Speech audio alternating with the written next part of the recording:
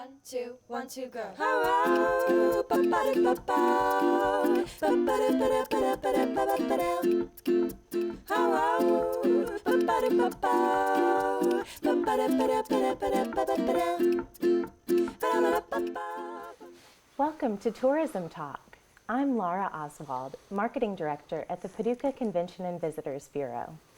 When you think of Paducah, and people do around the world, they know Paducah as Quilt City, USA, now a UNESCO Creative City for connecting people through the arts, particularly quilting.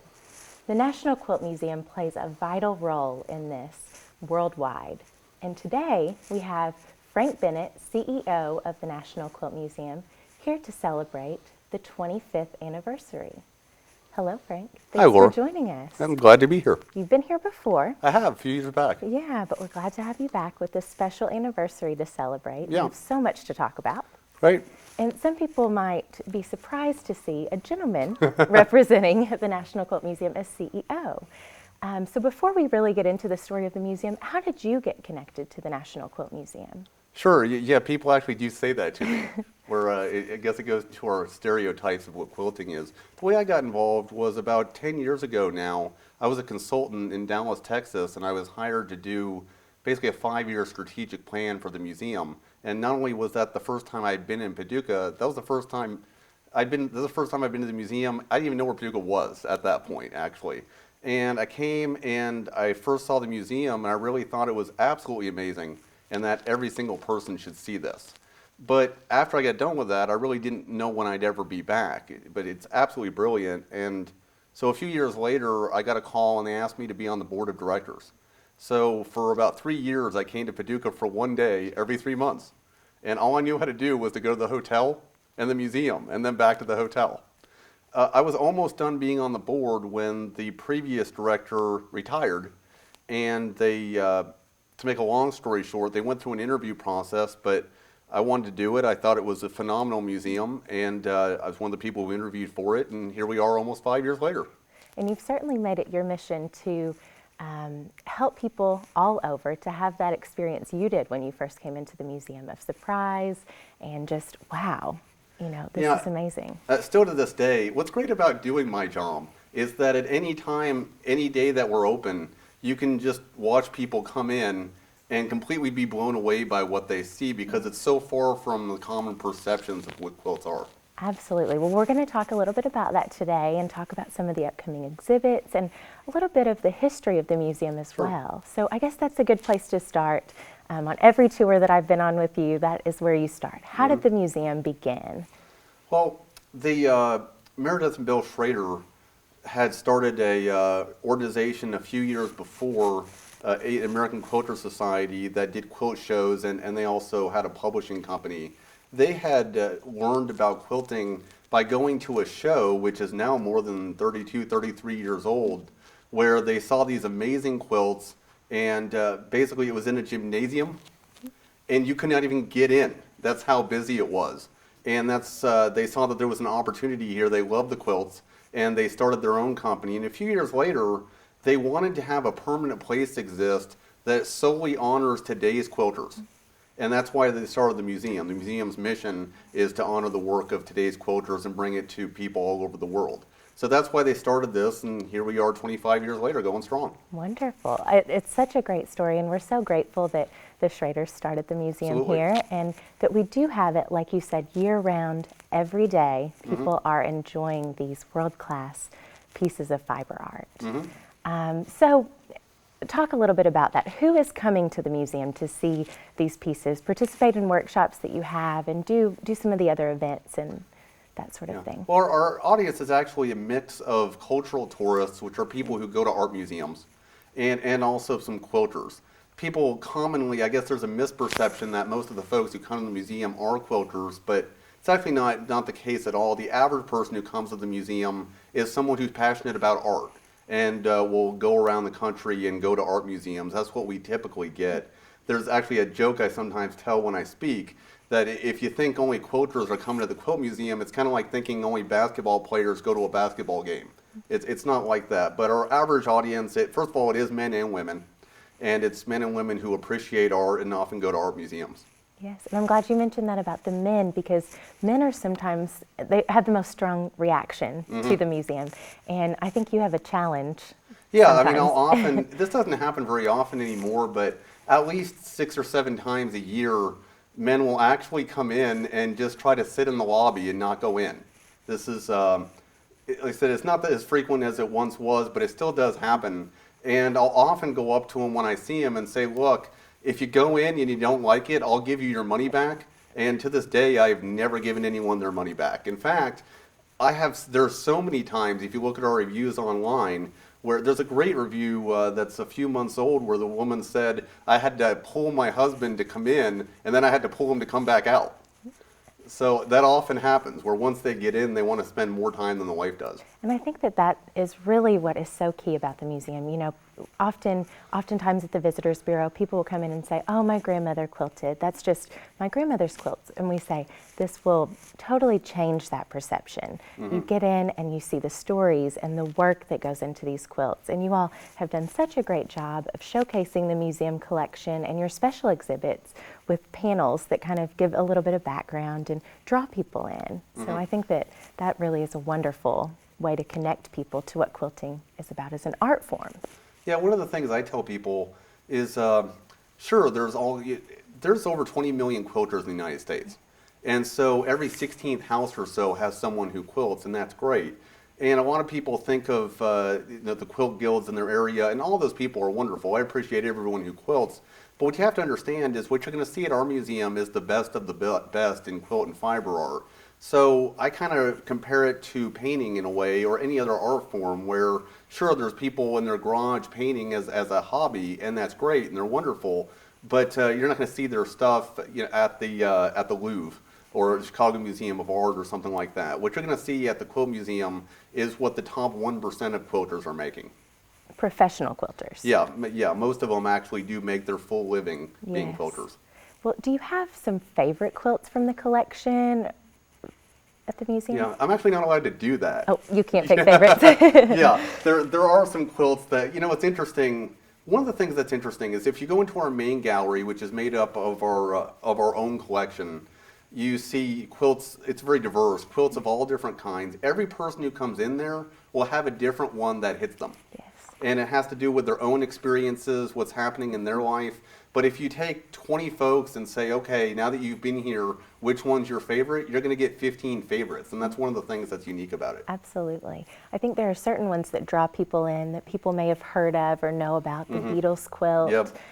There's a Lord of the Rings quilt. Yeah, and then the Hobbit. Those are both Sue McCarty. She made both of those. The thing about you have to understand about fiber artists is they're just like any other artist, where they're making what's in their heart. They're making what they feel, and they all have a different style. For example, we have some of Carol Fowler's quilts, as you know. Carol's all about colors. Her quilts are always a play on colors. The quilts you were just talking about, Lord of the Rings and the Hobbit, Sue McCarty makes those, and she's about telling stories. Where her quilts, basically in her case, she's taking a whole book and turning it into a quilt. Everybody who makes quilts has a different thing they're trying to do. Some people are making plays on traditional concepts, as you've seen. Some folks like to make things that look like pictures, like Chasing Bubbles, which is up right now, which is literally where they took a photograph of the two kids and then turned it into a quilt. Just like any other art form, people who make quilts, this is their art. They just happen to work in fabric. Right, and I love that you mentioned that diversity, because I think that the museum collection, which is about over 500 It's about quilts 530 now, yeah. It really does represent and kind of illustrate all different aspects of quilting. You see various embellishments and the story sort of quilts, and pictorial, like the Italian city scene that even looks like a Port of Cassi. painting. Yeah, isn't that amazing? It is. It is. And we have photos of some of these that we'll show the viewers Good. As we're talking. But certainly something that you need to see in person as well to really get the full effect. Yeah, it definitely is. And the other thing people need to understand is that it's very common for folks, especially folks within driving range, to spend a weekend to come to the museum once a quarter or so, because the middle gallery is made up of our collection, which is over 500 quilts in our collection, but only about 100 of them are on exhibit at any given time, and we change them over time. In fact, we just changed about 40% of them recently. And then two side galleries are traveling exhibits that come and go over time. So you want to make sure you see each one of the traveling exhibits, and that's why people come throughout the year. There's always something new to see. Absolutely. And let's talk about, I guess 2016 obviously is a big year with the Yes, it 25th is. anniversary. So we'll talk about some of the exhibits that will be coming up, Sure. and that will give an idea of what sorts of traveling exhibits and elements of quilt making that you're showcasing. Sure. But before we do that, what is your web address so that people can get online and find this information? Yeah, there's a lot of resources actually. The web address is quiltmuseum.org.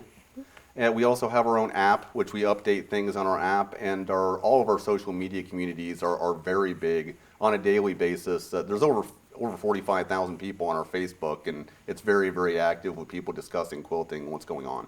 Wonderful, wonderful. Well, be sure to check that out, and let's talk about those 2016 Sure. exhibits. What are you looking most forward to? What are some of the top anchor exhibits? Well, I'm very excited about 2016, the 25th year anniversary, and we've put together an extraordinary calendar of exhibits that match it. The first one that's going to come up from now is did a contest. It's a once every 25 years contest where quilters from around the world have submitted to be in this contest. It's the grand prize. The winner is going to get $25,000. And so obviously that brought the attention of a lot of folks. Well, we're going to announce the winner of the contest in April, and there's an exhibit that's made up of all the quilts that were juried into this contest and the winners as well. Gala of the Unexpected? Thank you. Yes, Gala of the Unexpected. They did that because here's what they did with it. They took a lot of the perceptions people have of more traditional quilts like log cabins and wedding rings and stuff like that, and flipped it 180 degrees, where the rules of this contest are that you can actually, as long as it's 3 layers, you can use any material you want. Wow. It doesn't have to be fabric. And so we're expecting to see some things that are outside of what anyone would perceive would be in a quilt. Wonderful. And we've even had calls from people saying stuff like, well, what about metal? What about wood?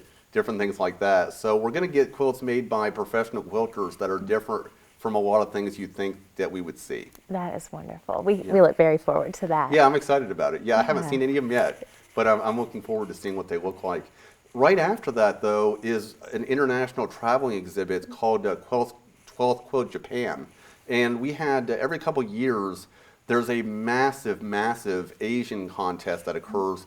For people who don't know, quilting is huge in a number of Asian countries. Bigger than it even is in the United States, and it's huge in the United States. They do a big contest. It's so big they don't do it every year. They only do it every couple years. And we're one of only 3 or 4 places in the United States that's going to get the exhibit that comes out of it. I always look forward to this because they have a different thing going on with quilts, where their perception of what to do and what matters is just different than ours. To give you an example, in the exhibit a couple years ago, someone had made an entire townscape completely out of jeans. Wow. Where there was no colors added. It was all different shades of blue, and you could see the entire town coming down the mountain.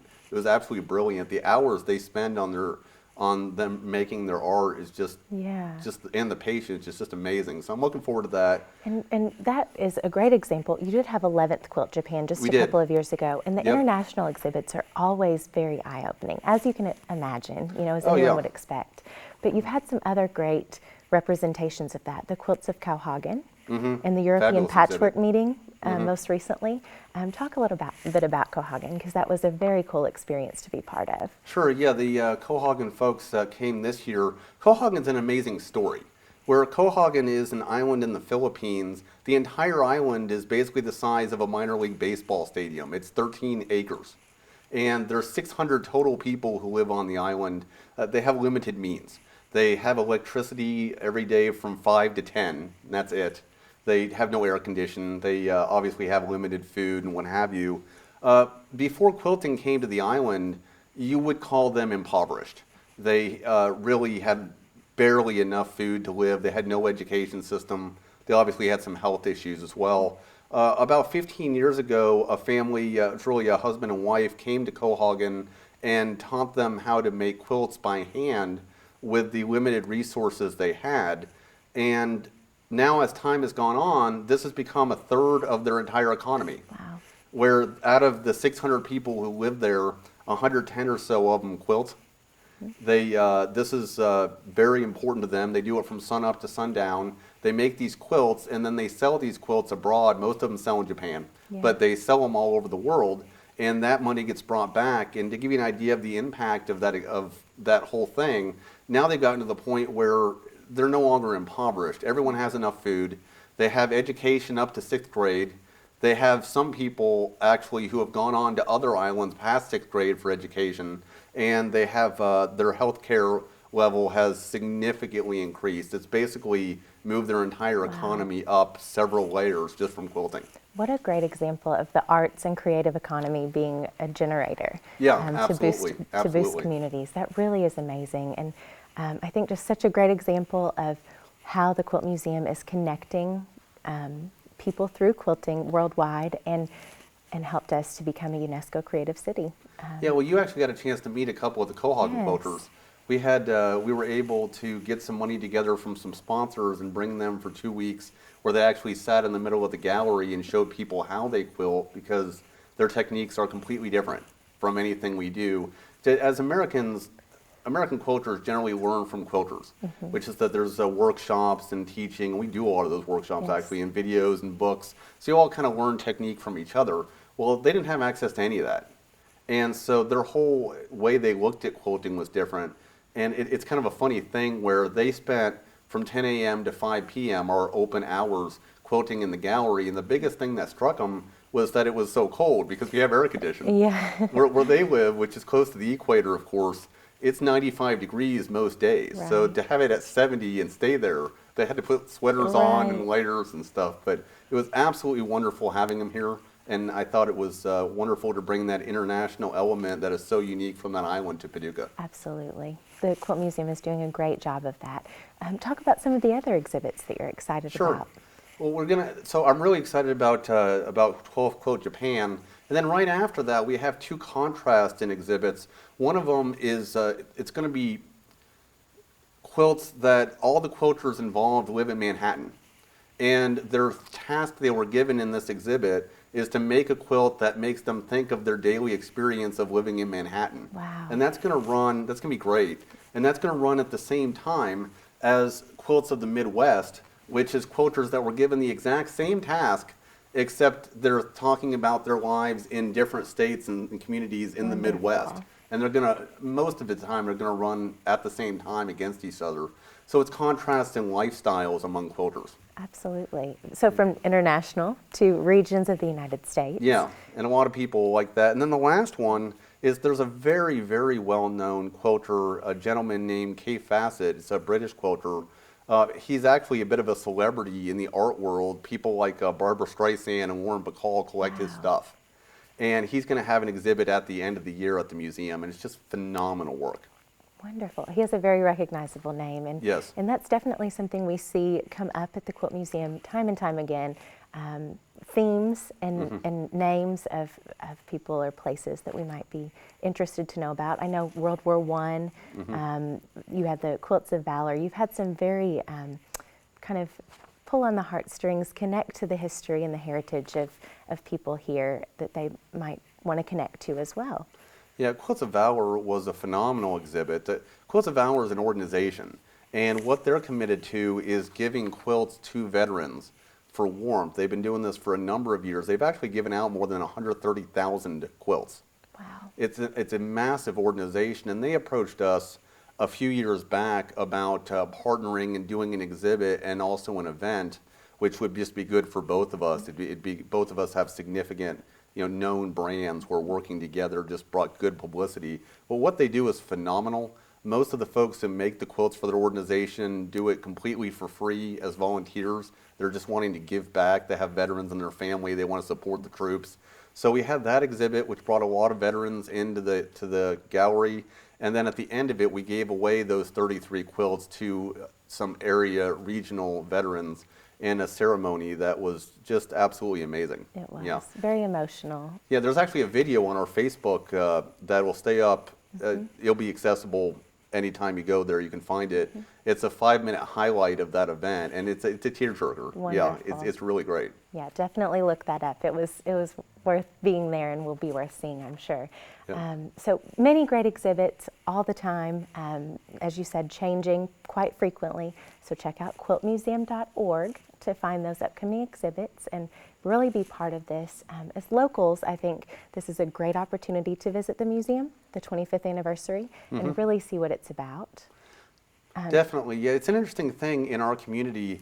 There's a number of folks that do come all the time, where we see them quite a bit, and there's a number of folks that just don't, and that they're really not involved with it, and it's a shame, because we really do have, once you see it, you'll definitely want to come back. It's one of those things where there's a few misperceptions that drive that. Some folks don't understand that the exhibits change over time, and so even if you've seen it, when you come again, it'll be completely different. In fact, usually, depending on when you came, it'll be over 80% different than what you saw the first time.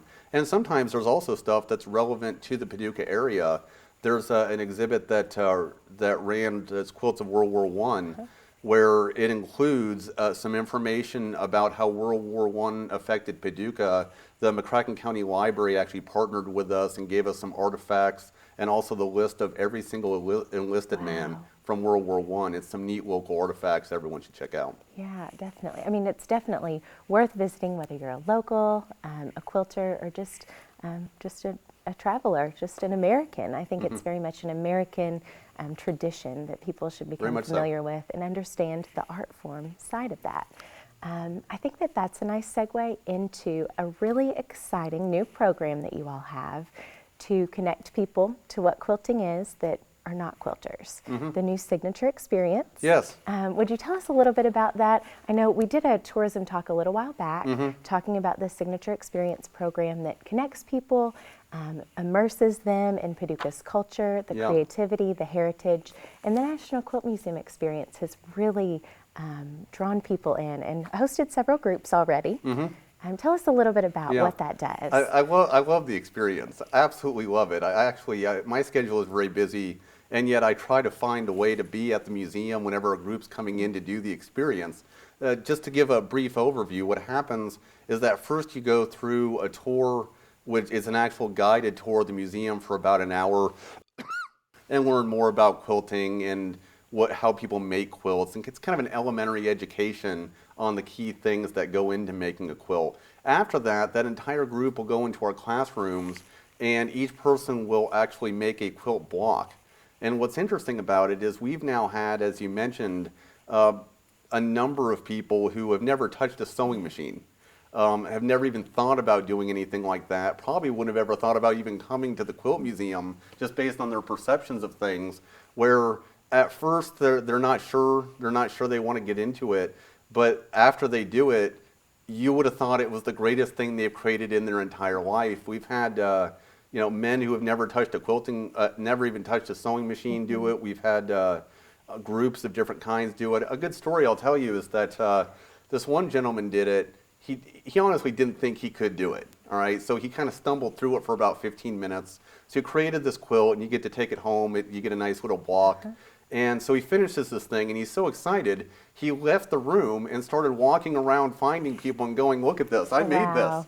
And it does give you that pride and that connection to the art, and you take home a new skill, but also a great understanding of quilting. Yeah, I think people, well, we even have someone in the community who did it, who, Mike Berger actually did it, where if you go into his office, it's sitting right behind him. Yes. And he can tell you the story about him making the quilt, which, by the way, his is exceptional. And we've seen such diversity in that. And, through that experience, you see even with people that have never quilted or have experience in that they really get into that design. I think they're the ones that get into it most. Yes. When they start picking their colors and they see that it actually becomes something. Right. And it's good. I think they're the ones who ultimately really get into it. It's a great thing. If you have a group of folks, doesn't matter what they are. It could be a community group, a group of professionals. I think it's great for business people who work together. Church groups.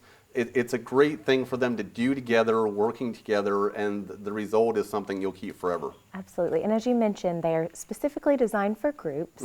So people can contact the museum to schedule this, or they can find more information about the Quilt Museum experience as well as the other experiences that really pair nicely together if you are doing a family reunion. Absolutely. Or a small meeting, a business retreat or something like that, as you said. Definitely check out Paducah.travel. And look at the event planning and groups section to find more about all of these experiences, and certainly to see a little bit more about that value and process that we talked about. It really is a fun thing, and a lot of folks that have groups, folks just get a chance to work together in a unique way and take something on that they wouldn't think they could in some cases.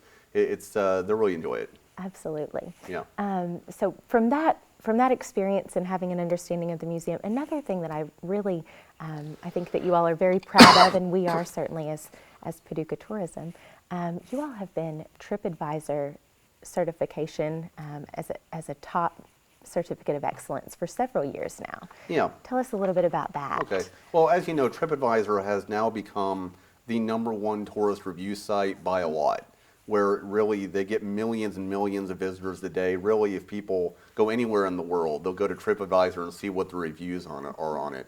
And this is our 4th year in a row of being a Certificate of Excellence winner with them. What that means is that out of every single tourism destination in the world, we're rated in the top 10%. And in the grand scheme of art museums around the country, that actually puts us right at par with some of the more well-known museums in New York and in California and some of the bigger places that everybody goes. It just tells people that when you come here, you're going to see something that you'll be completely stunned by what it is, and it's far beyond what you think. Everyone should go in there and read the reviews and just read what people actually say, because they're exceptional, and I think it shows people how much of an anchor attraction that this is. Absolutely, and if you aren't already inspired to go, that will definitely do so. Yeah, oh, absolutely. I know you mentioned a really good one earlier about the woman who couldn't pull her husband out, and we see a lot of that, and people with great comments about the museum. It's been great to have you here with us today, Frank, and to really bring to light the mission of the National Quilt Museum and honor the 25th anniversary. We're so glad that Paducah can be home to the National Quilt Museum and part of this great mission and celebration of quilting worldwide. Well, I appreciate being here. Thank you for joining us, and please do check out quiltmuseum.org for upcoming exhibits and information about that history and the anniversary, and check out Paducah.travel, our newly redesigned website for the Paducah Visitors Bureau that has great resources for planning trips, for learning more about Paducah as a UNESCO Creative City, and that event planning and groups portal. Please check that out, and if you're ever downtown in the Paducah area, visit us at 128 Broadway. Thank you for joining us today. We'll see you next time.